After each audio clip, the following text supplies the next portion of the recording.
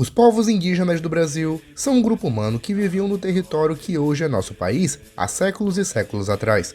Eles com certeza são um grupo brasileiro mais fascinante, seja pela antiguidade ou pela diversidade cultural nesse meio, mas por outro lado, são os povos mais mal entendidos de todos, apesar de terem contribuído para a história de nosso país, costumes sociais, folclore regional e até mesmo no modo que falamos hoje, já que as línguas nativas influenciaram bastante o português que é hoje falado no Brasil. Por isso, hoje eu decidi trazer um iceberg que quando eu vi, eu logo senti vontade de fazer, o iceberg dos povos indígenas do Brasil, onde falaremos sobre quem são os povos nativos, alguns personagens históricos, tradições, polêmicas e, claro, mistérios. Com a intenção aqui sendo desmistificar um pouco da imagem e história, com o iceberg original a qual eu me baseei estando aqui na descrição. Antes de tudo, já sabe, não se esqueça de deixar seu like, se inscreva no canal, ative o sininho de notificações e siga nossas páginas paralelas. Tudo isso ajuda muito no crescimento e evolução do canal. Aliás, se você for de alguma etnia indígena ou conhece alguma curiosidade que porventura eu não mencionei aqui, inclua nos comentários. Sem mais delongas, sem mais conversa, vamos ao vídeo?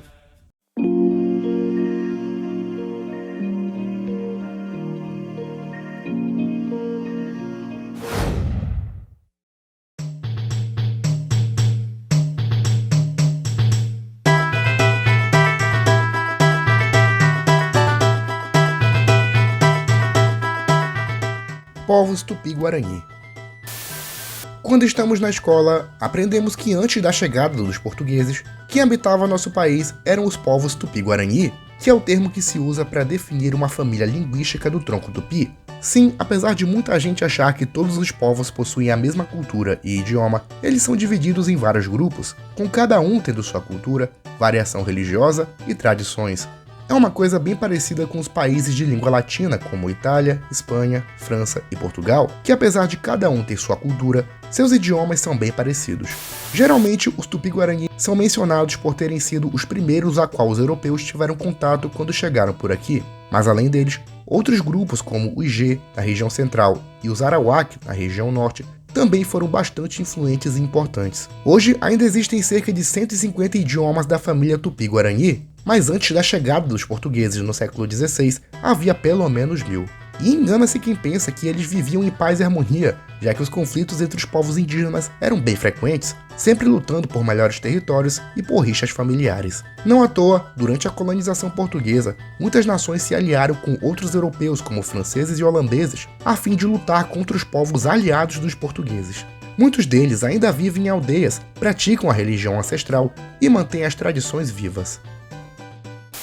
Índio versus indígena. Uma polêmica que surgiu recentemente diz respeito ao termo com a qual os nativos devem ser chamados, índio ou indígena. Os dois termos por muito tempo foram vistos como sinônimos, mas de uns tempos pra cá, há quem defenda que as duas palavras podem ter a mesma origem, mas definem dois tipos de visões. Segundo ativistas, índio é um termo genérico que não considera as individualidades de cada grupo e os fazem parecer uma única entidade, além de ser considerado pejorativo. Já indígenas é um termo bem mais abrangente, que define a individualidade de cada povo e o fato de que esse termo é comum para definir os povos que habitavam determinados países antes da colonização, sem especificar diretamente apenas os nativos da América. Considerando que os povos são distintos e possuem individualidades entre si, o termo mais correto realmente é indígena, povos indígenas ou povos nativos, que é a palavra que vamos usar pelo resto do vídeo. Mitologia. Muita gente gosta da mitologia grega, da mitologia nórdica ou até da mitologia japonesa, e com toda razão, já que elas possuem histórias incríveis e que fazem a imaginação de qualquer um voar. Porém, muitos se esquecem da mitologia dos povos indígenas, que eram crenças religiosas praticadas pelos diversos povos que viviam por aqui. Dentro da mitologia Tupi-Guarani, por exemplo, encontramos divindades conhecidas como Tupã, deus dos trovões, Jaci, deusa da lua, e Guaraci, deus do sol. Ou então criaturas como Curupira, a Caipora e espíritos da floresta. Apesar da mitologia Tupi-Guarani ser a mais conhecida, ela não era uniforme e cada nação tinha sua versão, digamos assim. Além de que outros povos possuíam outras tradições religiosas, como por exemplo os Yanomami do norte, que acreditam que sua divindade suprema é Onama, que segundo a tradição, ensinou a cultura, modo de sobrevivência e as tradições aos seres humanos. Os extintos charruas na região sul acreditavam em Mahit, o encantado, um ser mágico com escamas douradas que cantava uma música doce. Os Iekuanas, também na região norte, acreditavam em um Amadi, que era dito como um dos 3 primeiros seres vivos a habitar o mundo e o único com aparência perfeita, enquanto os demais eram deformados e representavam os males do mundo. A mitologia dos povos nativos eram animistas, ou seja, acreditavam em forças da natureza e que alguns animais eram sagrados e representavam heróis, criaturas ou divindades.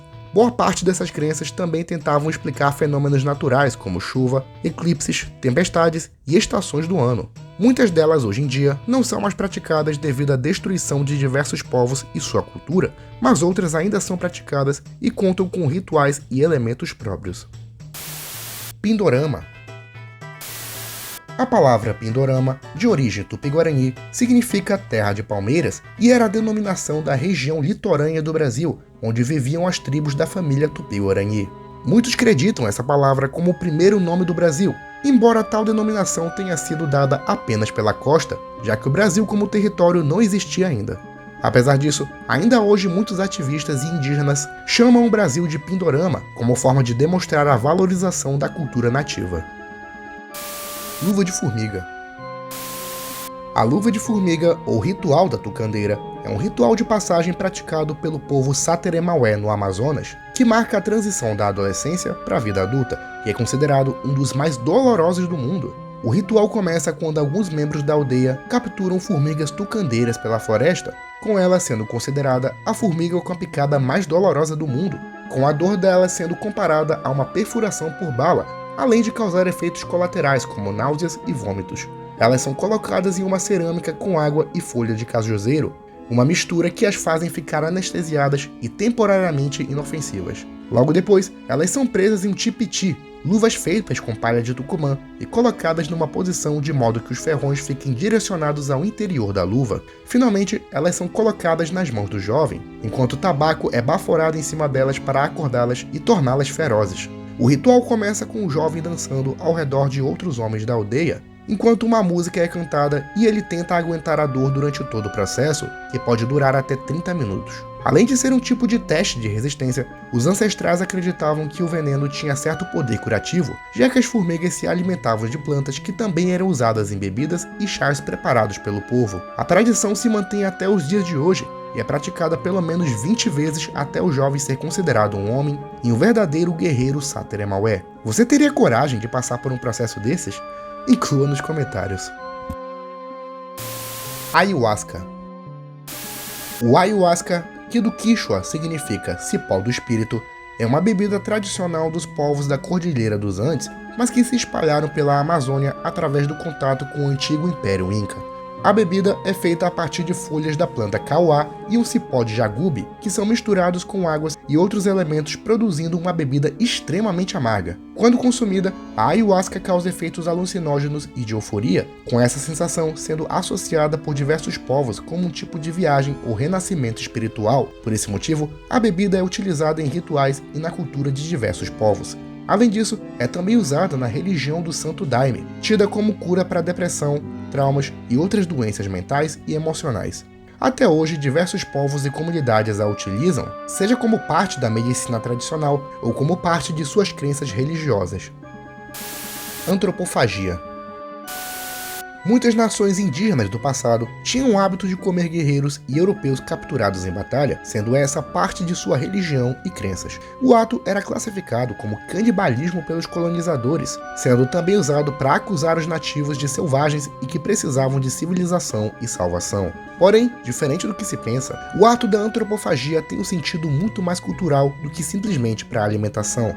Na crença de muitos povos, o ato de comer partes do corpo de guerreiros era uma forma de adquirir sua força e poder, sendo usados unicamente em rituais religiosos e não no dia a dia da aldeia. A antropofagia foi praticada por diversos povos indígenas não só do Brasil, mas de todo o mundo, e difere muito do canibalismo em si, que é o ato de comer da carne de um semelhante como se fosse parte de sua dieta. Hoje, esse ato não é mais praticado pela maioria das nações que possuem amplo contato com o homem branco, mas ainda assim, pode ser praticada por populações isoladas.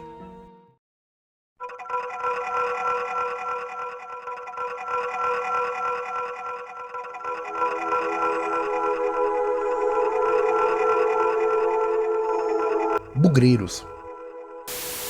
Os bugreiros eram um tipo de caçador de recompensas da região sul durante o período imperial, sendo contratados com o objetivo de exterminar populações indígenas. O termo é originado da palavra bugre, que era como as aldeias nativas eram chamadas pelos não indígenas da região sul, sendo considerados selvagens e incivilizados. Os grupos eram geralmente compostos de 8 a 15 homens, geralmente da mesma família ou cidade, que realizavam ataques surpresas em territórios onde o governo planejava ocupar, mas que eram habitados por nativos.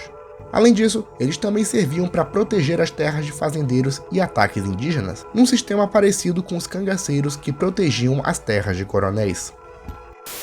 Por que o dia 19 de abril é o Dia dos Povos Indígenas? O dia 19 de abril no Brasil é quando se comemora o Dia dos Povos Indígenas, onde se relembra a importância da cultura nativa e a luta contra o preconceito e o racismo. Mas afinal, por que o dia 19 de abril foi escolhido para celebrar essa data? Bom, a data faz referência ao Congresso Indigenista Interamericano, ocorrido em 19 de abril de 1940, um evento que reuniu lideranças indígenas de toda a América a fim de reivindicar os direitos das populações nativas e solicitar aos governos americanos que cuidassem das questões sociais e políticas desse assunto. No Brasil, que na época era governado por Getúlio Vargas, a lei foi sancionada em 2 de junho de 1943, que estabeleceu o dia 19 de abril como o Dia do Índio, nomenclatura que permaneceu até 2022, quando foi renomeada como Dia dos Povos Indígenas. O objetivo da data é relembrar a importância dos indígenas na sociedade, cultura e história brasileira, além de combater estereótipos, lutar pelos seus direitos e garantir que o preconceito contra eles seja combatido. Nação Charrua. No extremo sul do Brasil, entre o estado do Rio Grande do Sul e partes do Uruguai e Argentina, viviam os povos conhecidos como charruas. Os charruas eram populações seminômades que viviam da caça e coleta, resistindo durante séculos à colonização europeia. Sob influência dos colonizadores, os cavalos foram introduzidos no modo de vida charrua, que passaram a atacar fazendas para roubar o gado e criar suas próprias granjas. Algo bem peculiar quando nos referimos ao modo de vida e sociedade dos povos nativos. Os charruas também possuíam uma religião bastante peculiar, chegando a praticar a automutilação como forma de respeito aos ancestrais e aos deuses. Durante séculos, o contato com tais povos era unicamente de guerra, mas após as independências latino-americanas e a formação dos estados nacionais argentino, uruguaio e brasileiro, os charruas passaram a ser cada vez mais caçados pelos fazendeiros, principalmente pelas ocorrências de roubo de gado e invasão de terras. Ainda que os indígenas tenham se aliado a outros povos, as expedições enviadas para matá-los eram bem mais fortes e com armas modernas. No Uruguai, por exemplo, o próprio presidente ordenou que o exército fizesse uma verdadeira chacina dos charruas pelo interior, no que ficou conhecido como Massacre de Salsipuedes. Até o final do século XIX, a maioria dos charruas já haviam sido mortos e outros assimilados. Segundo a história oficial, os 2 últimos morreram em uma expedição humana em Paris, porém, testes de DNA sugerem que os charruas tenham se assimilado a outros povos. Guaicurus. Os Guaicurus foram uma nação que viveu no Pantanal do Brasil, no atual Mato Grosso do Sul e no Chaco paraguaio, configurando-se como um povo guerreiro e um dos poucos que resistiu com sucesso à colonização europeia. Assim como os charruas, os Guaicurus dominavam técnicas de guerra, eram seminômades e domesticavam cavalos trazidos pelos colonizadores, sendo por isso conhecidos como índios cavaleiros. Nos primeiros séculos de dominação portuguesa no atual sul do Brasil, os Guaicurus foram um verdadeiro obstáculo devido à sua ferocidade e isolamento, já que não pertenciam à família Tupi-Guarani, o que dificultava a comunicação entre eles. O grande diferencial deles era um avançado armamento bélico, técnicas de navegação e uma sociedade hierarquizada, onde tatuagens e marcas no corpo definiam se a pessoa era de classe alta, baixa ou serva, utilizando-se também de adornos de ouro e pedras preciosas. Vendo que seria mais vantajosa uma aliança do que a guerra, a coroa portuguesa oferece proteção aos Guaicurus, que passaram a auxiliá-los em conflitos na fronteira com o Império Espanhol. Os chefes das aldeias também passaram a ser chamados de capitães, recebendo o tratamento de súditos do rei e recebendo terras onde podiam viver. Após a independência, os Guaicurus continuaram mantendo a autonomia e sendo conhecidos por sua bravura em campo de batalha, sendo por isso convocados pelo imperador Dom Pedro II para lutar na Guerra do Paraguai, garantindo a expulsão dos invasores do Brasil. Após isso, o governo imperial cedeu a eles uma área maior de 538 mil hectares, onde viveram até sua extinção por assimilação no final do século XIX. Atualmente, o povo Caldwell reivindicam-se como sucessores do legado dos Guaicurus, já que são os únicos a falarem uma língua de origem aruaque pela região. As Icamiabas.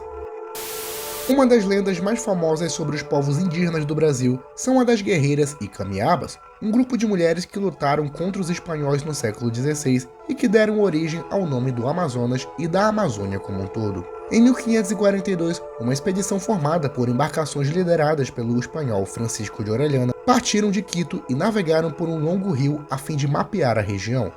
Ao longo do trajeto, eles entraram em contato com vários grupos e guerrearam contra outros, até que em determinado momento foram atacados por um grupo de mulheres guerreiras que atacaram as embarcações com ferocidade e ódio. Segundo o padre Gaspar de Carvajal, aquelas guerreiras faziam tanta guerra quanto 10 índios, sendo chamadas por isso de Amazonas, em referência às Amazonas da mitologia grega. Alguns prisioneiros capturados durante a viagem alegaram que elas eram conhecidas como Icamiabas, uma nação habitada unicamente por mulheres e que viviam numa aldeia gigante, sendo ricas em ouro, prata e possuindo grandes edifícios onde habitavam, sendo governadas por uma rainha chamada Conori. Eles também ressaltaram que elas mantinham relações com povos vizinhos, onde homens eram enviados a fim de manter relações sexuais para que elas engravidassem, e se caso o bebê nascesse homem, ele era morto ou entregue a seu pai, mas caso nascesse mulher, era criado como parte da comunidade. A lenda foi registrada pelo padre, com algumas outras expedições sendo enviadas à região para encontrá-las novamente. O nome de Amazonas deu origem ao nome do rio, que por sua vez deu origem ao nome da região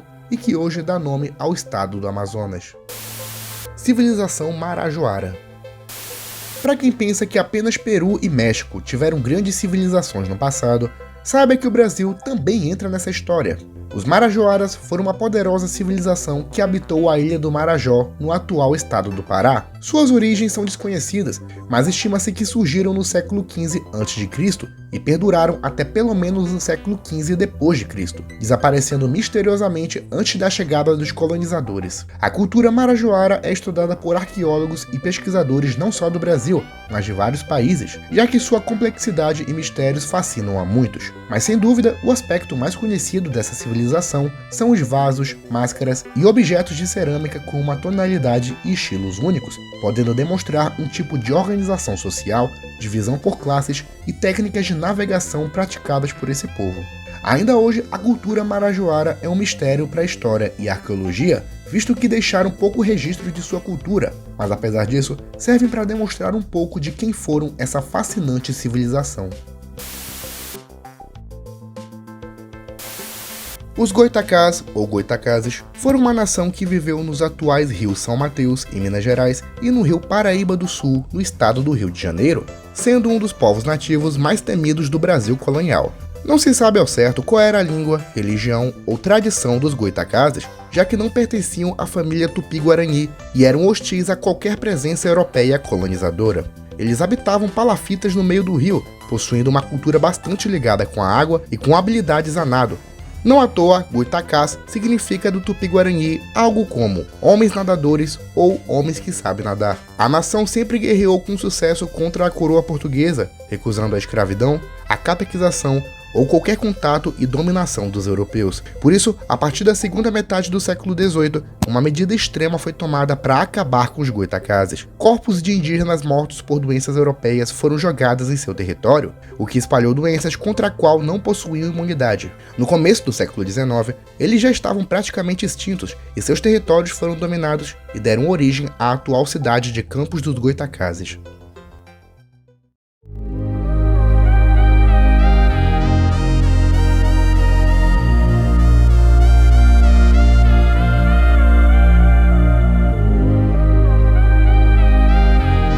Sepete Araju. Sepete Araju foi um cacique da etnia Guarani que viveu nas reduções jesuíticas no século XVIII, no atual Rio Grande do Sul.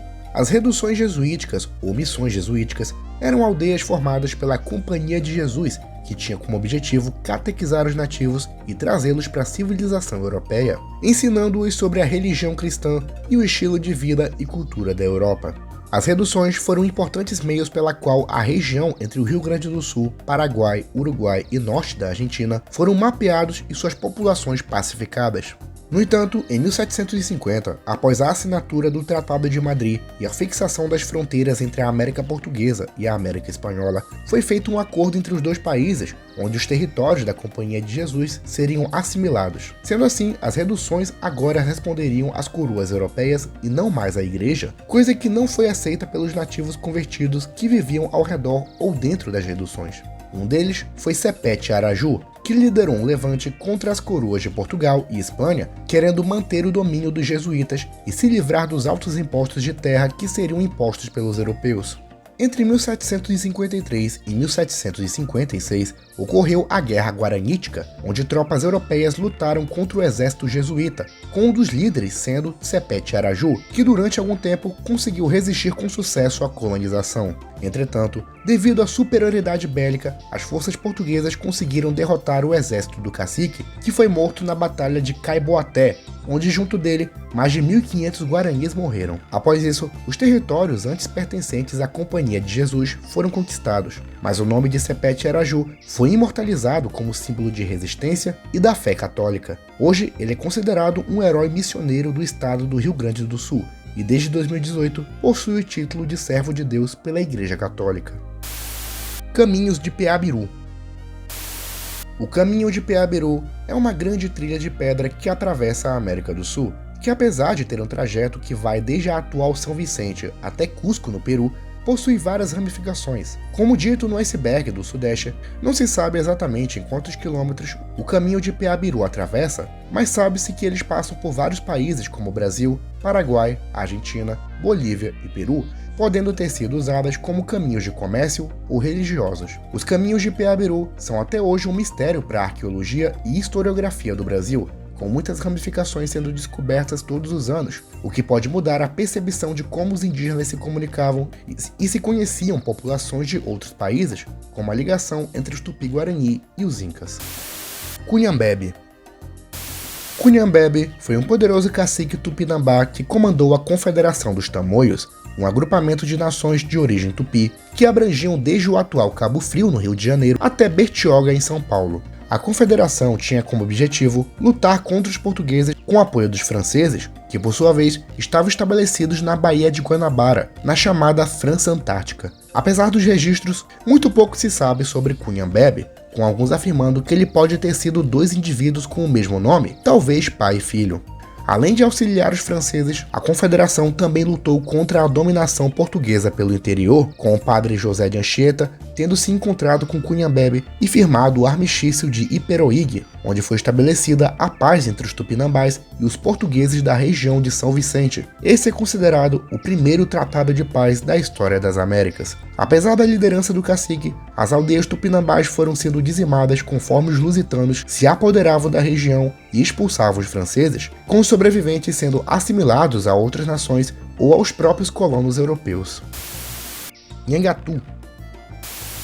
O Nhangatu, mais conhecido como Tupi moderno, foi uma língua indígena pertencente à família Tupi-Guarani. Originada do Tupi antigo, foi declarada pelo governo colonial no século XVIII como língua franca dos atuais territórios do Maranhão, Pará e Amazonas, sendo popularizada pelas missões jesuíticas e pelas nações aliadas dos portugueses. Para quem não sabe, uma língua franca é um idioma que é adotado numa região onde se fala muitas línguas diferentes e usada para facilitar a comunicação entre os grupos que vivem por lá. Apesar de ter sido numerosa entre os séculos XVIII e XIX, o Nhangatu foi deixado de lado à medida que o português tomava mais influência, principalmente com a independência e o adentramento branco na região amazônica. Hoje, alguns grupos remotos da Amazônia ainda possuem esse idioma, com ele sendo a língua cooficial dos municípios de Monsenhor Tabosa, no Ceará, São Gabriel da Cachoeira, no Amazonas, e uma das 15 línguas cooficiais do estado amazonense. Apesar disso, é classificada pela Unesco como severamente ameaçada de extinção. Para quem tem curiosidade, ela soa mais ou menos assim.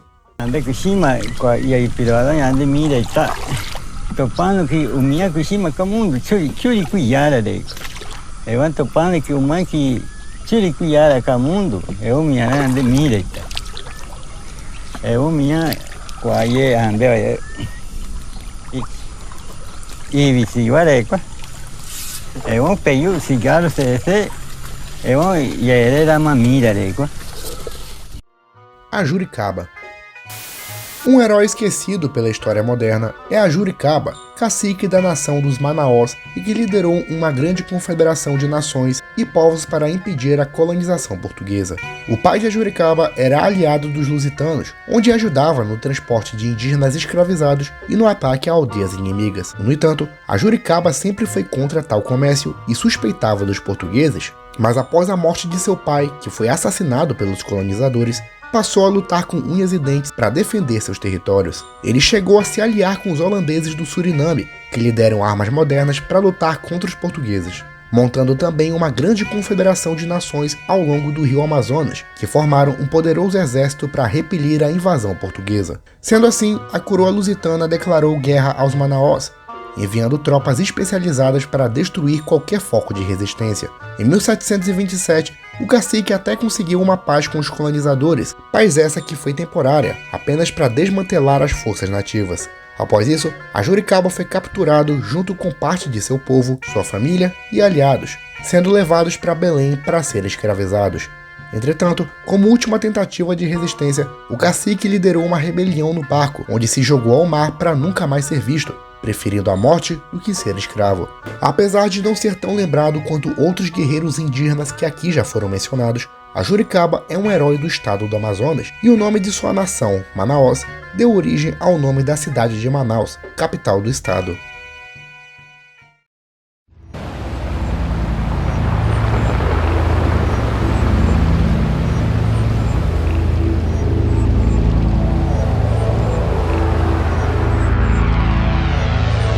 Lenda da Farsa Yanomami.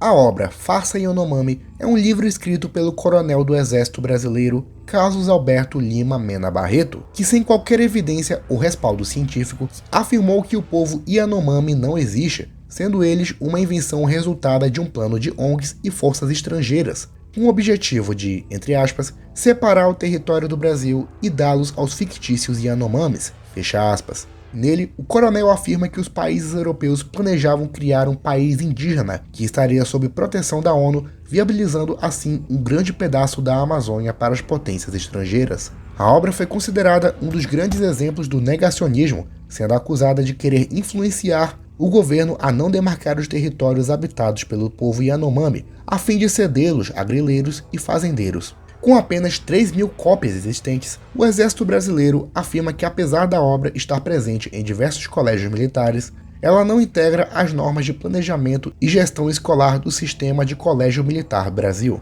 Dessa forma, não está autorizada nenhuma atividade pedagógica com tal obra. Império Curricugu. Mais uma vez, temos aqui um exemplo de que os nativos brasileiros possuíram uma civilização, sendo essa o Império Curricugu. Os restos dessa civilização foram encontrados nos anos 60, através de vestígios arqueológicos no Parque Nacional do Xingu, que evidenciam a existência de uma rede de cidades muradas que ocupavam uma área de 25.000 km². As cidades seriam ligadas por uma extensa rede de canais artificiais e estradas, contando com uma arquitetura que mesclava a floresta e construções humanas, num modelo parecido com cidade-jardim, um tipo de arquitetura nunca antes vista em qualquer outra civilização. As evidências também mostram que essa civilização criava peixes em lagos artificiais. Segundo pesquisas mais recentes, o Império Curricugu teria dominado a região por mais ou menos 1000 anos e desaparecendo pouco depois da chegada dos portugueses. Não se sabe a ciência certa o motivo da desaparição desse povo ou o abandono de suas cidades, mas a teoria mais difundida diz que foi devido a doenças trazidas pelos europeus quando chegaram pelo litoral, que eram passadas de povo para povo até chegar nas populações que nunca tiveram contato direto com eles. No século XVII, quando os bandeirantes iniciaram a exploração do atual Mato Grosso, só encontraram os restos da civilização cobertos pela floresta, que teriam sido documentados, mas jamais explorados. O tema das cidades perdidas na Amazônia, aliás, é um dos mais debatidos nos últimos anos, com muitos acreditando que há milênios atrás existiram civilizações na Amazônia, mas que foram dominadas pela mata ou por alguma catástrofe do passado. Povos isolados. Muitos não sabem, mas a Amazônia brasileira é considerada o maior centro de povos isolados do mundo, seja aqueles que tiveram pouco contato com o homem branco, ou aqueles que nunca chegaram a conhecê-los. Por ser uma região de mata fechada e com grande presença indígena, muitos povos são encontrados todos os anos por helicópteros ou ações humanitárias. Alguns deles vivem de maneira nômade ou seminômade, levando um estilo de vida caçador e coletor, enquanto outros vivem em residência fixa, sendo assim mais difícil de localizá-los. Os motivos pela qual esses povos preferem não ter contato com não indígenas são muitos, indo desde relatos de povos vizinhos sobre massacres e doenças, ou até alguma crença religiosa que os fazem ser hostis a qualquer aproximação. A FUNAI declara que esses povos têm o direito de serem isolados, até porque o contato com não indígenas, ainda que pacífico, pode espalhar doenças a qual não possuem imunidade biológica, fazendo-os serem dizimados mesmo que sem querer. Infelizmente, muitos desses povos são encontrados por grileiros e narcotraficantes, que acabam massacrando essas populações sem nunca ter sido documentadas. Casos parecidos com esse, veremos no próximo tópico. Genocídio indígena na ditadura militar. Como já ficou claro ao longo do vídeo, massacres de povos nativos sempre foram comuns no Brasil desde a descoberta. No entanto, na ditadura militar entre 1964 e 1985, a situação alcançou seu auge, visto que a junta militar planejava a exploração do interior da Amazônia, a fim de desenvolver a indústria, explorar os recursos e conectar regiões antes isoladas do resto do país. No entanto, entre 1974 e 1983, tais obras resultaram no genocídio de populações inteiras e na quase extinção de algumas outras, já que caso a presença de uma nação isolada fosse descoberta naquele período, o território seria transformado em reserva pela FUNAI. Por isso, ataques com bombas, invasões de homens armados e até gases tóxicos jogados de helicópteros ajudaram na chacina de nações que nunca tiveram contato com o homem branco. Um dos casos mais conhecidos ocorreu em 1974, quando o povo Kinja se reunia na aldeia Kramamudi para uma celebração típica do povo Wairimi Atroari, nas margens do rio Alalau, quando de repente foram surpreendidos por um helicóptero que jogaram gases tóxicos em direção à aldeia, matando pelo menos 33 deles intoxicados. Assim como tantos outros, foram escondidos pela imprensa, vindo à tona apenas a partir de 1988, quando durante a edição da atual Constituição brasileira, muitos povos indígenas reivindicaram seus direitos e a demarcação de suas terras. Segundo a Comissão Nacional da Verdade, que busca denunciar e julgar crimes do Estado brasileiro ocorridos entre 1946 e 1988, mais de 8 mil indígenas foram mortos por ação direta do Estado. Isso contando os casos confirmados. Não se sabe ao certo quantas nações foram afetadas direta ou indiretamente pelo governo militar, com a nova república sendo o momento na história brasileira onde mais se teve denúncias de crimes contra a humanidade ocorridos naquele período. E é isso, pessoal. Não se esqueça de já ir deixando o seu like, se inscreva no canal, ative o sininho de notificações e siga nossas páginas paralelas. Tudo isso ajuda muito no crescimento e evolução do canal. Sem mais delongas, sem mais conversa, me despeço e tchau.